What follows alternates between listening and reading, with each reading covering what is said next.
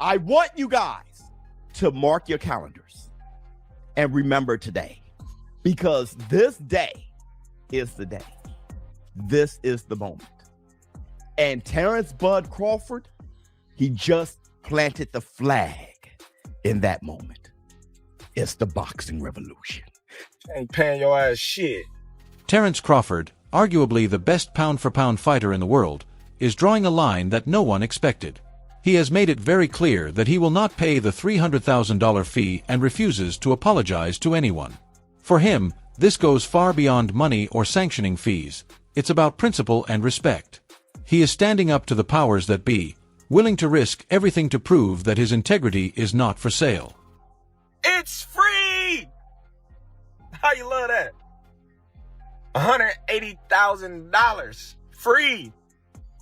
How much your belt cost? I wonder, how much your belt cost? Huh? I don't see no receipts on your belt. It's crazy. Y'all be having so much taxes on these belts. You got some nerves. It's crazy that you can sit up there and have all these belts. You know, you got the WBC silver, the WBA intern, the whatever belt y'all got, and you taxing these fighters every time they fight, and you claim that you for these fighters. You're not for these fighters. You probably worse than the promoters. But hey, I wish you the best, you know? I wish you the best, you and your company. The headlines are everywhere today. Terrence Crawford has officially been stripped of his WBC super middleweight title. But this isn't just a simple paperwork issue or a missed deadline, it's a full-scale rebellion. Crawford didn't just lose the belt, he returned it defiantly, sharing a viral rant that has revealed the harsh, greedy side of boxing politics. Mauricio, I appreciate you. I appreciate you. Because everybody in the world know you was going for Canelo. You was mad that I beat Canelo. It's okay. It happens, you know? But if you a real fan of the sport, you would have, you know, said congratulations instead of having that little smirk on your face, all mad and pouting. But listen though, you should have took the money and you should have been thankful and grateful that I was rocking your belt around as your champion. As your champion, the WBC champion. The undisputed champion at that. But you want to make it about you. You want to say, oh, well, you stripping me. Like, I've been stripped before. The IBF just stripped me when I was at 147. Doesn't matter. I'm still considered the undisputed champion. I'm still the champion in the division. Because you know why? The only belt that's recognizable as the champion is the ring belt, baby. That's the #1 belt in the division. That trumps all belts. To understand why Crawford is so furious, we have to look at it from WBC President Mauricio Suleiman's perspective. According to the WBC, they were actually trying to help. Normally, when a fighter wins a massive unification bout, the sanctioning body takes a hefty cut of the purse, usually around 3%, on a $50 million payday that would easily be over $1 million just for the belt. Suleiman says he personally arranged to slash the fee down to just $300,000, a huge favor and a friendly gesture to support Crawford. He expected some kind of acknowledgement, maybe a thank you or a wire transfer, but instead received complete silence. When the deadline passed and the money didn't arrive, Suleiman publicly called it a slap in the face, saying Crawford's refusal wasn't just about money, it was a personal insult to the organization that had championed him. A very clear 0.6%, which is $300,000, with $225,000 going to the Jose Sulaiman Boxers Fund, which is to help former fighters in need. And it is just regrettable. Not even a thank you or I'm sorry, taking a different route. No response. I wish him the best. But this is not. The WBC is huge, it's great, it's about greatness, and I'm Terence Crawford, however, sees that so-called favor as nothing more than a shakedown. In a video that's now going viral across social media, Crawford stares straight into the camera, his anger clear for everyone to see. This isn't a rehearsed PR statement. He's speaking openly and passionately. His argument is simple but powerful. Why is the WBC so special? He explains that he paid all sanctioning fees for the IBF, WBO, and WBA without complaint, and those organizations accepted it without issue. The WBC was the only one demanding more. Crawford openly challenges them, accusing the organization of having an ego problem and thinking they are superior to the other governing bodies. To him, this wasn't a discounted fee. It was an arbitrary tax applied simply because he had just earned a massive payday. He refused to be pressured into paying extra just because the belt is green, telling Suleiman plainly, "I won't apologize." I see Mauricio, got a lot to say about me not paying him $300,000 plus another $100K something for sanction fees, right? Then he gonna tell me I ain't even apologize? Like, who the fuck you think I am? Boy, you better slap your fucking self. Ain't paying your ass shit. Fuck you talking about pay you $300,000. What makes you so motherfucking better than any other sanctioned bodies? Huh? Answer that question. What makes you better than the WBO, the IBF, or the WBA? Everybody accepted what I was giving them. But you, the WBC, think that you better than everybody, don't you?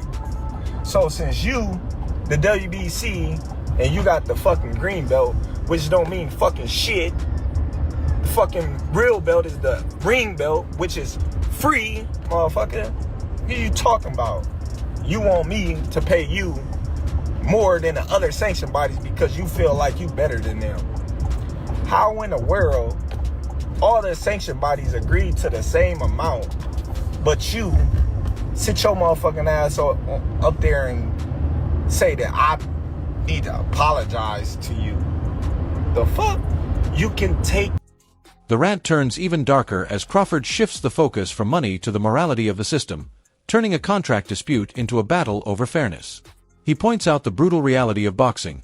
He's the one taking the punches, risking brain damage, and putting his life on the line every time the bell rings, while the officials demanding these fees watch safely from a distance, living lives of luxury funded by the fighters' work.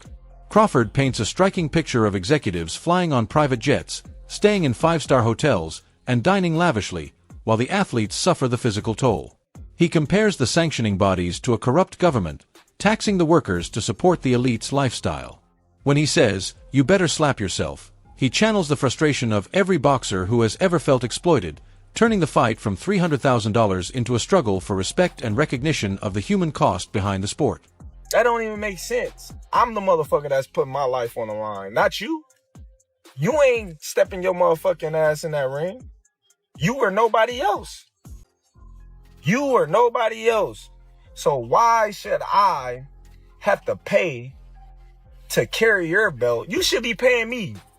If you want to be truthful, you should be paying me.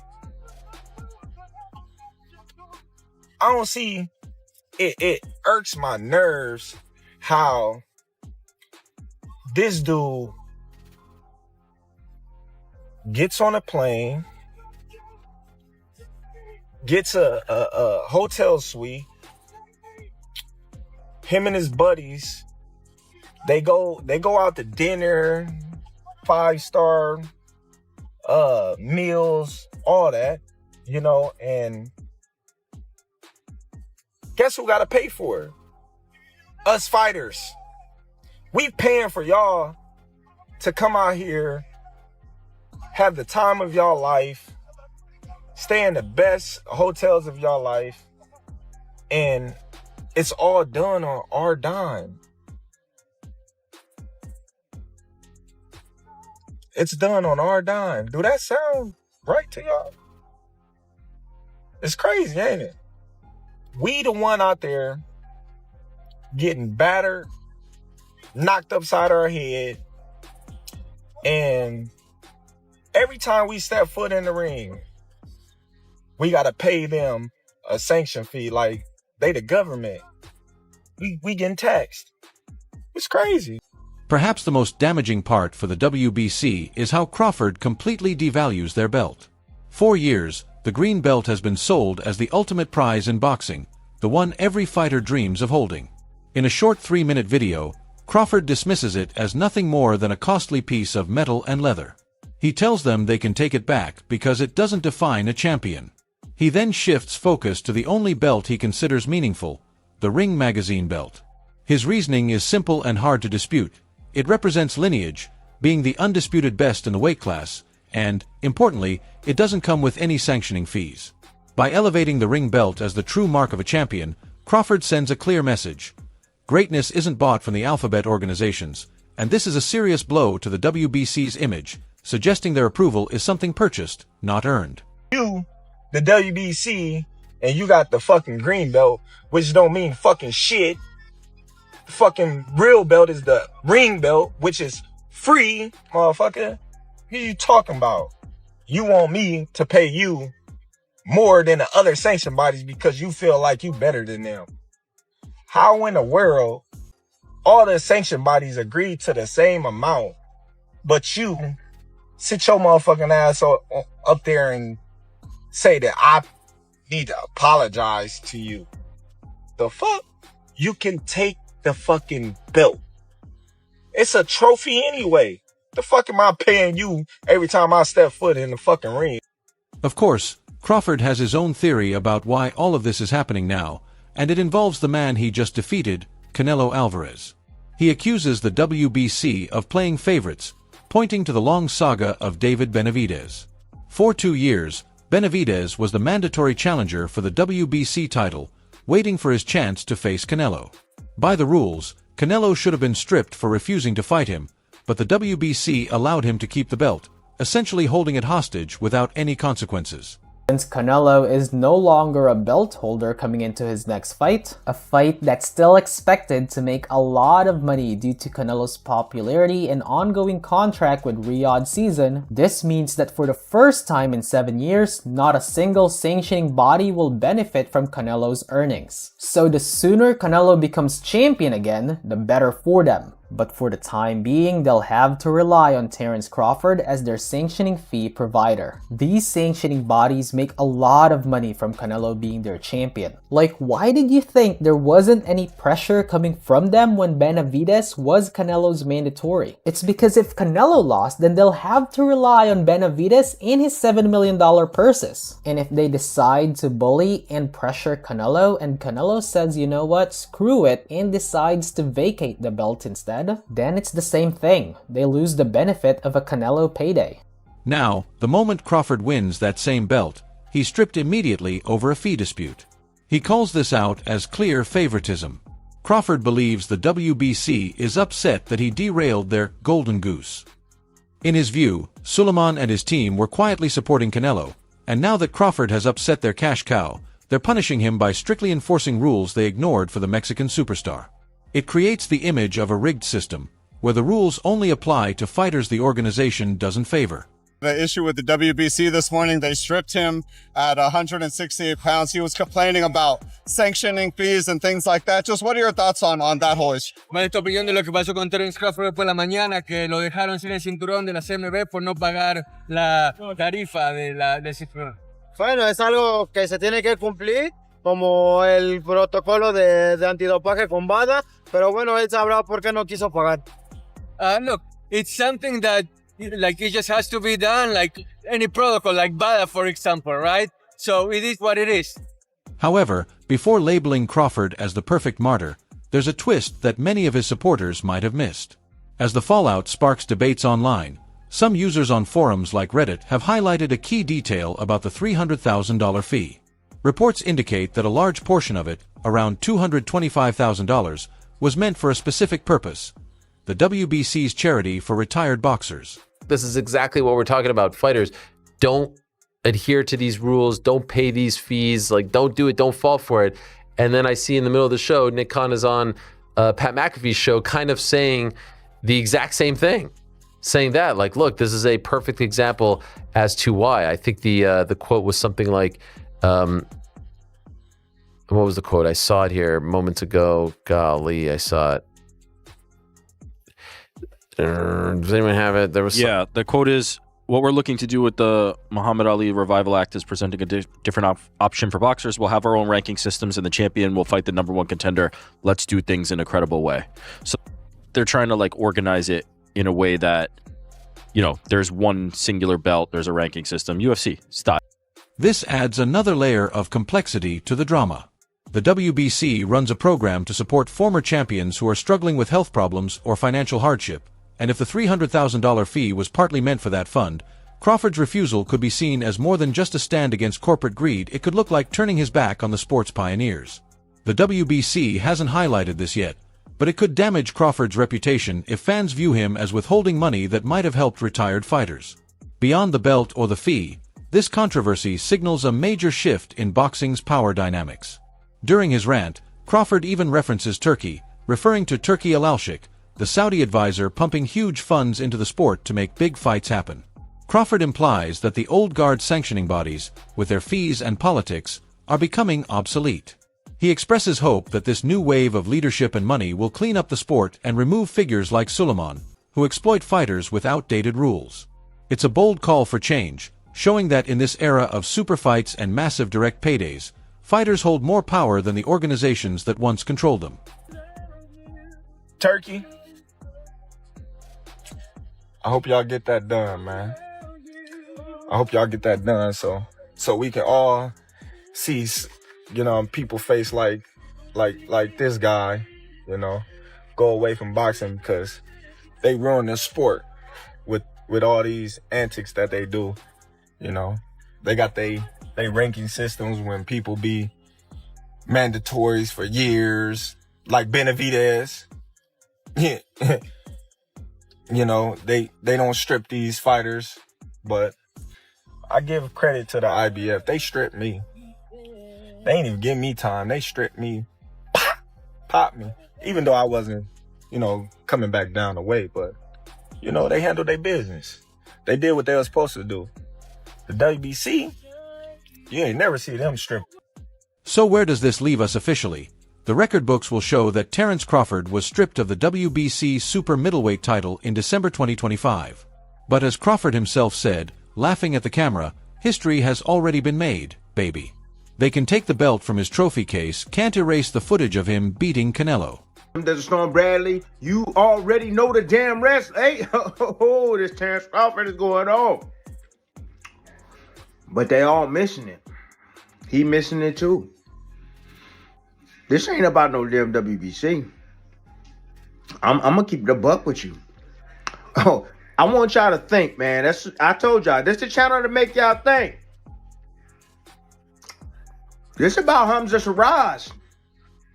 It's about him getting a strap. That's what this is about. Whose guy is that? Who guy is that? Think about it. That's what this is about. It ain't about the money. It's about Hamza Shiraz. It's about Shiraz getting that belt. Yeah, without having to go through Crawford. That's what this is about. Oh, think about it. Anyways, that's my time. Tim Desert Storm Bradley, you already know the damn rest, and I'm out. Crawford is betting his legacy on the belief that fans recognize the real champion, regardless of the belts he wears. He walked away with $50 million, his pride intact, and the Ring magazine title, leaving the WBC with a vacant belt and a major public relations disaster. This situation forces us to ask, in the modern era of boxing, do the belts make the fighter, or does the fighter make the belts? Crawford has clearly made his choice, proving that greatness isn't measured by what hangs around your waist, but by what you do in the ring.